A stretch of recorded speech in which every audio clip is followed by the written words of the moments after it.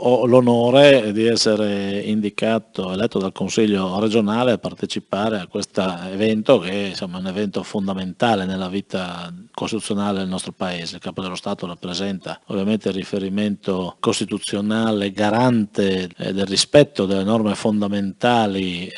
di funzionamento della Repubblica e quindi la scelta è una scelta che ovviamente oggi non possiamo anticipare nel nome perché di nomi ce n'è tanti, ma che io circoscriverei nelle caratteristiche di una persona che abbia una solida base di conoscenza e di pratica dei temi costituzionali, perché ovviamente il Presidente della Repubblica è innanzitutto appunto il custode della Costituzione della Repubblica Italiana, che abbia anche un'esperienza politica in grado di collimare, di comprendere quella che è una capacità di tutela della Costituzione, delle regole, con anche una conoscenza di quelli che sono poi i modi, le opportunità, le condizioni in cui la politica sviluppa il proprio agire e quindi di fatto una figura che sia un personaggio dotato di una rappresentatività il più possibile ampia, non ascrivibile strettamente ad una forza politica, cioè non un uomo strettamente di partito, perché questo creerebbe sicuramente dei presupposti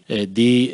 contrapposizione a quale oggi purtroppo la politica che si avvicina o si identifica molto con i partiti, quindi una figura in grado di gestire con equilibrio e responsabilità una fase che si preannuncia come una fase molto delicata anche di innovazione nel nostro Paese, il completamento della riforma costituzionale da un lato, la nuova legge elettorale dall'altro, misure tese a fronteggiare la crisi economica come azione di qualsiasi governo e di qualsiasi attività appunto politica da svolgere nei prossimi mesi. Quindi